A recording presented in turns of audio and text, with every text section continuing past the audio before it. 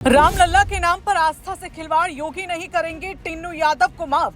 चढ़ावे के बाद अब वीआईपी दर्शन के नाम पर लाखों की वसूली, योगी को बड़ी बात पता लगी, अब चलेगा बुलडोजर। आखिर कब से चल रहा था ये पूरा नेटवर्क, जानकर होंगे आप भी हैरान।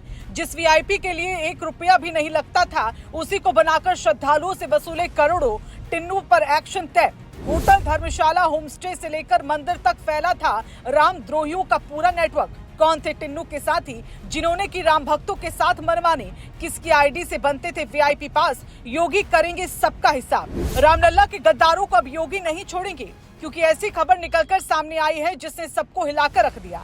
क्योंकि मंदिर में लोग भगवान के दर्शन करने जाते हैं, लेकिन अगर आस्था के नाम पर ही कोई कमाई का धंधा बना दे तो सवाल सिर्फ पैसे का नहीं, विश्वास का भी होता है। और यही विश्वास टिन्नू यादव ने तोड़ा है, जिसने योगी को भी गुस्से में ला दिया।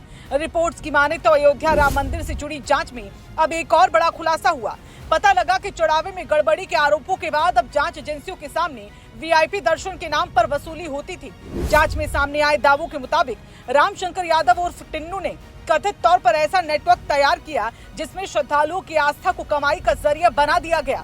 ये सिर्फ आर्थिक गड़बड़ी नहीं, बल्कि करोड़ों राम भक्तों के भरोसे के साथ खिलवाड़ बन गया, जिसकी गूंज अयोध्या से लखनऊ तक सुनाई दे रही है, और जो आपको भी इस वीडियो में बताते हैं। दरअसल जांच से जुड़े सूत्रों के मुताबिक टिन्नू यादव पर आरोप है कि उसने कुछ कर्मचारियों और बाहरी लोगों के साथ मिलकर वीआईपी दर्शन के नाम पर पूरा नेटवर्क खड़ा किया, जबकि ट्रस्ट की ओर से जारी होने वाले वीआईपी पास निःशुल्क बताए जाते हैं। आरोप है कि श्रद्धालुओं से 500, 1000, 2000 रुपए और कई मामलों में इससे भी ज्यादा रकम लेकर जल्दी दर्शन कराने का भरोसा दिया जाता था।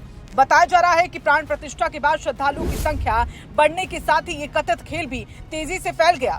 जांच में ये भी सामने आया कि अयोध्या के कई होटल, होम स्टे और धर्मशालाओं के जरिए श्रद्धालुओं तक पहुंच बनाई जाती थी। वहां से जानकारी कथित तौर पर टिन्नू और उसके साथियों तक पहुंचती थी।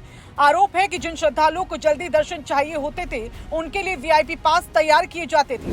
एसआईटी जांच में ये भी दावा किया गया है कि टिन्नू के पास अधिकृत अधिकार नहीं होने के बावजूद वो कथित तौर पर दूसरे लोगों की आईडी का इस्तेमाल कर वीआईपी पास बनवाता था।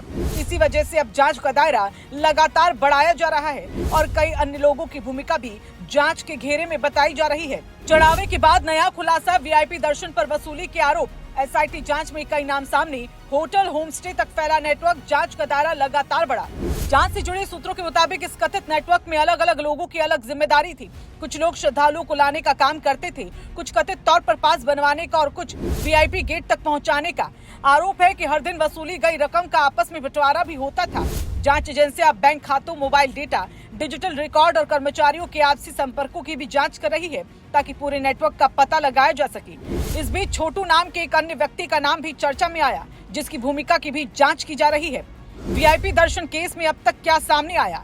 वीआईपी पास पर कथित वसूली के आरोप लगे। एसआईटी जांच में नेटवर्क की बात सामने आई, होटल और होमस्टे तक पहुंच के दावे, कई कर्मचारियों और बाहरी लोगों की जांच, डिजिटल रिकॉर्ड और बैंक खातों की पड़ताल, आगे और खुलासे की संभावना। फिलहाल ये पूरा मामला जांच के अधीन है। एसआईटी अपनी जांच आगे बढ़ा रही है और अभी किसी भी आरोपी की अंतिम कानूनी जिम्मेदारी अदालत या जांच पूरी होने से पहले तय नहीं मानी जा सकती।